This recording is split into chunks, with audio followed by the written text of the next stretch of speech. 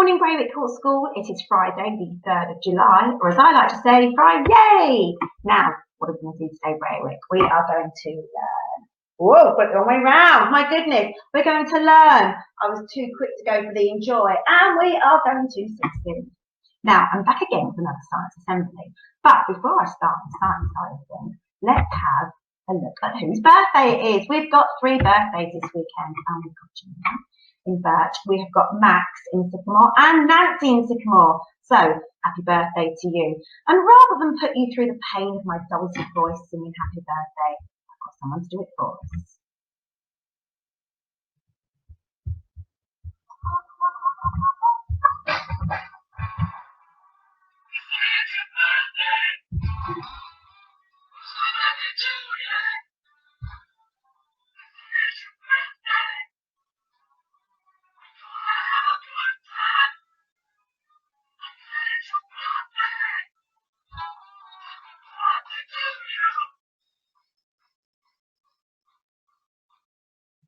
Hey!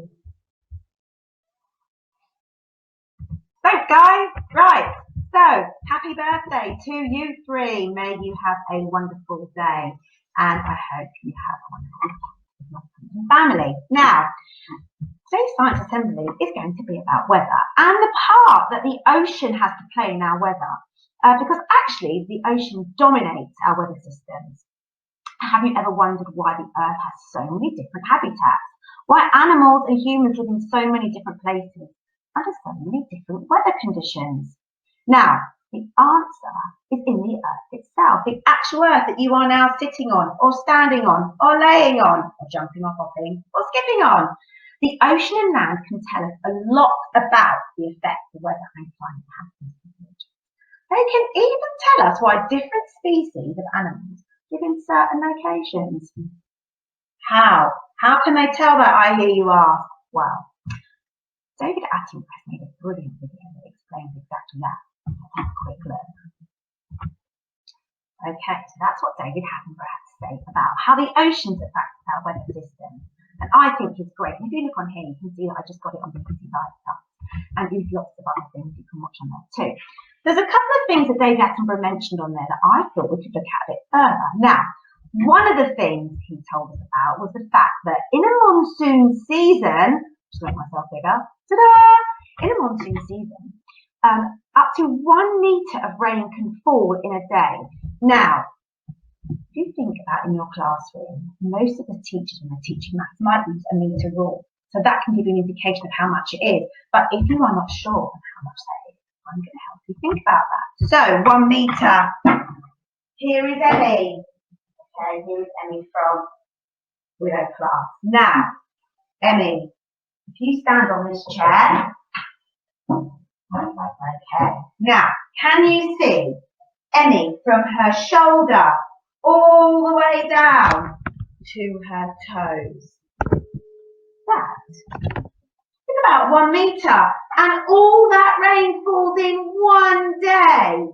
Now, there's some consequences to that we need to discuss. Right, jump down.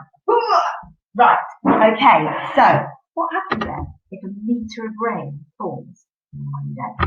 Well, actually, what it tends to do is cause a lot of flooding. Let me tell you why. So, because the ground that the rain is usually falling on is very dry, it means that the ground can absorb all the water as quickly as it is falling. So all this rain is falling on very hard, dry ground, and the ground can't absorb it quick enough because it's so dry, got lots of cracks in it. So what happens is it bounces off and causes what we call flash flooding, because it's really quick, it starts really quickly, and it usually finishes in what we call a flash. So quick as a flash, place is flooding, and as quick as a flash, flooding has gone. However, in some of the places David Attenborough is talking about, flooding plays a much bigger role.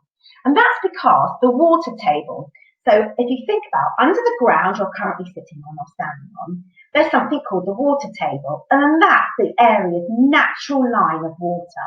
Now, once the rain comes falling down and hits that water table, it starts to overflow, and it comes closer and closer and closer to the top of the ground. And that's when you see puddles. However, these puddles get bigger and bigger and bigger, and that's what causes flooding. So, here are some pictures of Maidenhead, and I thought it would help you to visualise the flooding that can happen locally. Now, it doesn't happen very often, but if you think about it, Maidenhead is really close to the river. It's not close to the ocean, but it is very close to the River Thames. And for those of you that have been down, spent lots of time on Bolton's Lock, you will see the picture down here in the far bottom right of the screen, just where my mouse is there. That's a picture of near where Bolton's Lock is and Jenner's Park.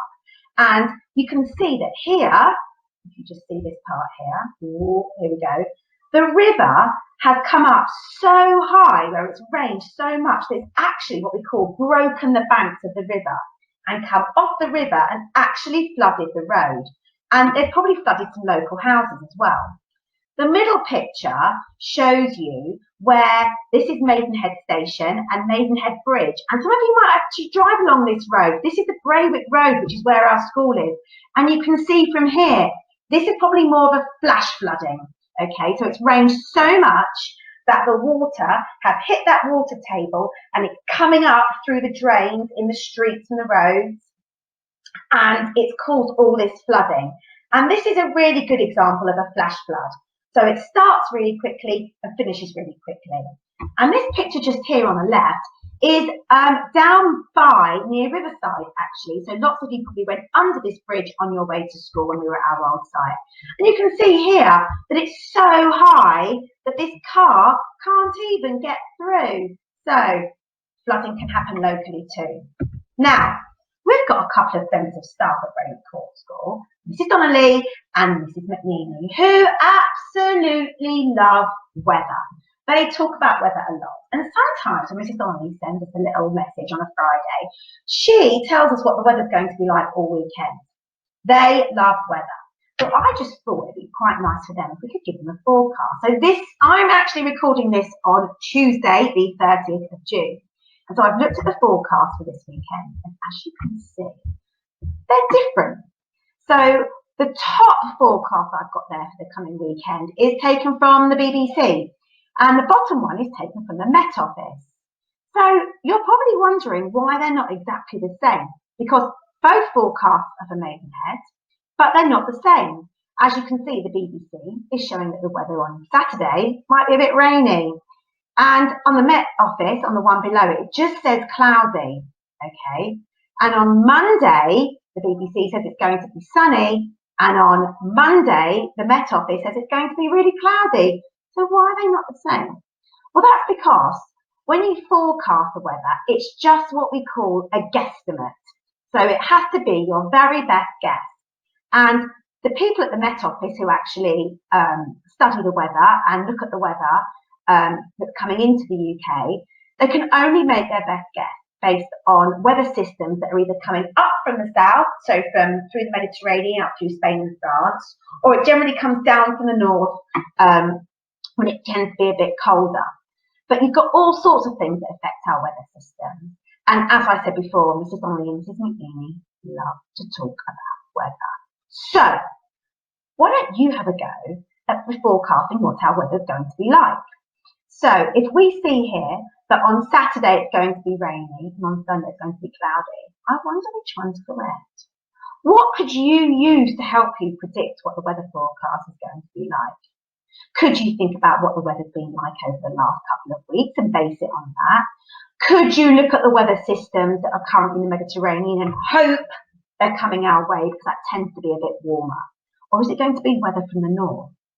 So one other thing to think about when you're trying to predict the weather is the time of year. Okay, so we are currently in summer. Last weekend was our summer solstice, which means it's gone past the longest day of the year. Now, in my house, they like to wind me up, but actually, now summer solstice has gone past, we're actually getting a step closer to Christmas. And those of you at Braywick Court who know me know that Christmas is not my favourite time of the year. But now the longest day of the year is gone, the days will actually start to get a bit shorter. But we haven't hit our warmest summer season yet. Usually in August, it's the warmest in the UK, as much of the Mediterranean. So have a go at predicting our weather, and perhaps you might like to make a video about being a weather forecaster. There's loads of great ways you can do that. And I know that lots of you, have been to the iMovie Maker Club with Ms. Colbeck, and she taught you how to make iMovies, so perhaps you could make one about being a weather forecaster. So, without further ado, that is the end of my last assembly. And I hope you've enjoyed it. I know I have. And happy birthday again to Junior, Max and Nancy. And I hope to see you all soon. Take care. Bye-bye.